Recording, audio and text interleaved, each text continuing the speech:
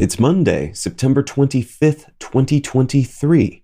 Let's talk about the news. From the Associated Press, NASA's first asteroid samples land on Earth after release from spacecraft. Yesterday morning, the first asteroid samples to be captured by a spacecraft were successfully returned to Earth, parachuting into a Utah desert, where they were fetched by NASA scientists for analysis, successfully capping a 7-year journey and providing researchers with an estimated cup full of asteroid rubble. This asteroid material, thought to be mostly pebbles and dust, though that'll be confirmed when they open the container, should help researchers learn more about the carbon-rich asteroid Bennu, from which it was taken 3 years ago. We should know more about how much material was captured in the next day or two, and NASA is planning a public show and tell revolving around this rubble and what we may learn from it, including potential findings related to how life forms on planets like Earth, the chemicals necessary for that life, possibly spread by asteroids, in October. From the Wall Street Journal, India's clash with Canada over killing follows new wave of calls for Sikh homeland. Canadian Prime Minister Trudeau has publicly alleged that the killing of a Canadian Sikh activist was linked to agents from India, setting off a diplomatic row between the two nations. Sikhs living in India have been calling for an independent Sikh homeland for years, but Indian President Modi's pivot toward Hindu nationalism has upped the intensity of proposals to turn a portion of Indian territory in the northern Punjab state into a new Sikh nation called Khalistan.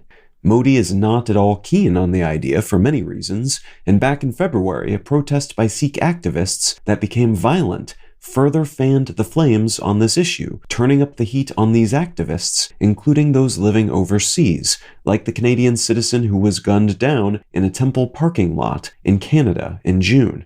All of which is tricky geopolitical business, as Canada has come under fire for providing shelter for people the Indian government considers terrorists. The Canadian government is now pointing the finger at India, calling them out for what seems to have been an assassination of one of their citizens on their soil. And the US apparently provided Canada with intelligence that places the blame for the killing on India, which further complicates relations between these otherwise fairly tight-knit nations. And from the New York Times, across Washington, officials brace for government shutdown.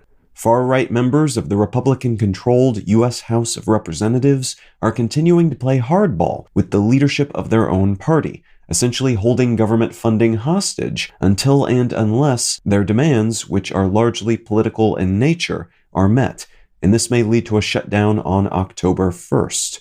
This group of Republican lawmakers, which some analysts have been calling the Wrecking Ball Caucus, has been aiming for exactly this type of showdown, hoping the threat of a shutdown will give them leverage to achieve their political goals, including a focus on impeaching President Biden and knocking Republican House Speaker McCarthy from his position, so one of their own can take the reins. Despite their caucus making up a relatively small percentage of the total number of Republican representatives.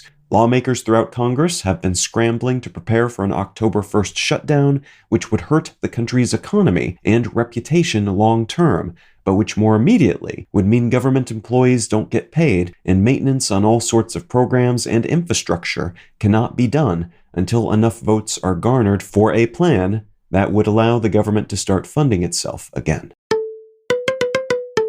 If you're finding some value in One Sentence News, consider leaving a quick review wherever you get your podcasts and/or sharing the show with a friend. You can find out more about this show or subscribe to the email version at onesentencenews.com, and you can support this and other related projects like the Let's Know Things and Brain Lenses podcasts at understandery.com.